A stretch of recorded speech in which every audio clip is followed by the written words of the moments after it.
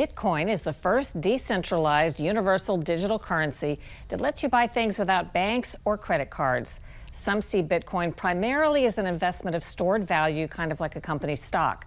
Others believe it's on its way to becoming a dominant form of currency with no financial intermediaries. Is it finding a new place of importance in today's global economy? Today we get some insight in a rare interview with professional investor Jeffrey Wernick, who has gone big on Bitcoin, calling it an ethical investment. Why do you think Bitcoin is an ethical investment? I think Bitcoin is ethical in the sense it has a well-defined rules, and those rules are immutable. So you can't buy influence. So what could be more ethical than an uncorruptible protocol? And people trust the protocol to keep lying out of the protocol through the process under which a Bitcoin is created. So it's a completely honest ledger, and nobody doubts the integrity of that ledger. You don't need to hire third-party auditors to validate that ledger.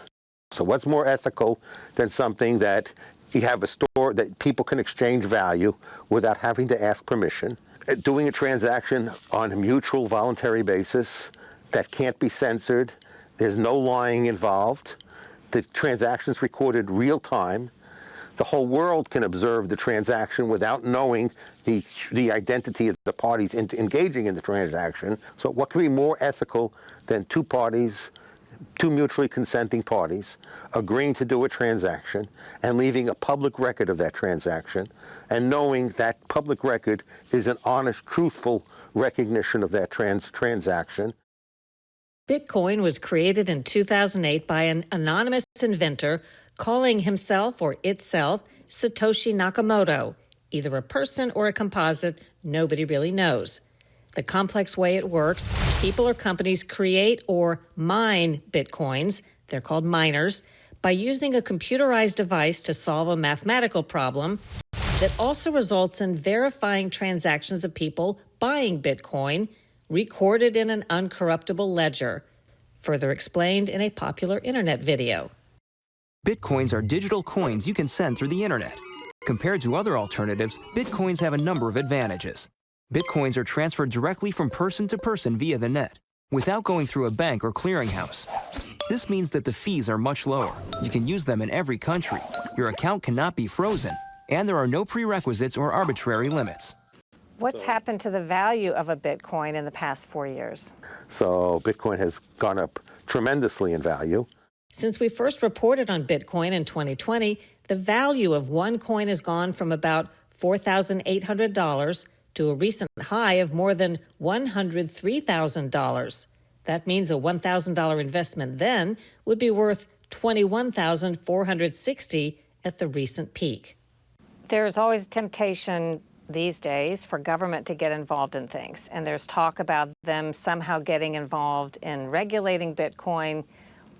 What should we look out for on the landscape, do you think, in the coming decade? There are regulatory threats, but the regulatory threat is not to Bitcoin in and of itself. It's to those who make part of the ecosystem, how they could regulate them. So they could regulate miners by defining miners as financial intermediaries and bring them under the control of OCC or some other entity, or they could create some new entity to do that, and they could regulate who's permitted to, that you're not allowed to self-custody, so therefore they can track all the movement. So, is there a risk that's going to happen, you think? I think there's a great risk that's going to happen. If the government were to take a hostile act, as you say, against Bitcoin, would that impact people who have Bitcoin in terms of make the value of their Bitcoin fall? I think hostile actions are actions that occurred from a sense of weakness, not of strength. But ultimately, unless the U.S. embraces monetary or fiscal responsibility, the dollar will collapse and something will replace it. And more and more people will like Bitcoin, and also the more and more people that hold Bitcoin, the harder it becomes for them to take hostile action against Bitcoin. So I assume that the type of people that own a lot of Bitcoin, if the government becomes too restrictive, they'll move out of the United States. The mining will move out of the United States, and the owners will move out of the United States, and there'll be other countries that are hostile to the United States or neutral to the United States, or don't even not necessarily don't dislike the United States, but don't like dollar hegemony, that'll sit back and say, we welcome you.